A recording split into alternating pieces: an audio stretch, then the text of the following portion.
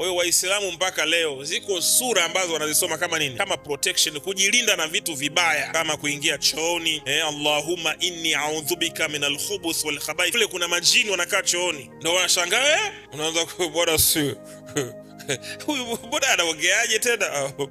Usifu Yesu Kristo. 90% paralyze unazoziona za watu hizi michezo. Madaktari hawana majibu. Madaktari watatoa majibu ya kidaktari, ila sisi miamba tunajua michezo. Mtu alikuwa kazini ndio eti anarudi ghafla kaparalyze mguu, kaparalyze mkono, yuko hivi tayari. Michezo, kwa sababu ndio uchawi ni uchawi wa haraka kuingia kwenye mwili. Pooza, mapooza na paralyze. Una miaka 20, huoni siku hizi mtoto mdogo eti ana paralyze, ana miaka 15 na paralyze. Ushangai, washaona future yake. Tumfanyeje huyu? Wanakupiga. Ukiwa na uchawi duniani, watu hawakimbii wachawi, wanatafuta solution ya kuwadhibiti watu wabaya. Ndo kinga. Hebu sema kinga. Na hii kinga sio tu, kuna kinga ya mwili lazima uipate. Yaani tarehe 1 mwezi wa 10 tutafanya kinga zote. Tutafanya kinga ya mwili, kinga ya biashara, kinga ya nyumbani kwako, kinga ya watoto wako. Yaani tutafanya full kinga. Tutakuwepo hapa kambi siku 5. Kwa hiyo unayekuja kutoka mkoani ujiandae kukaa siku 5. Mambo ya kusema nauli imeisha nitoe mfukoni, jiheshimu bwana. Jiheshimu. Nakwambia mapema na hii clip ikufikie. Andaa nauli ya kutosha. Andaa hela ya kukaa hotelini. Tunakaa siku 5. Mambo ya kusema nataka nirudi, wewe age kabisa, waage. Ambie jamani nakwenda kupikwa kwa IP.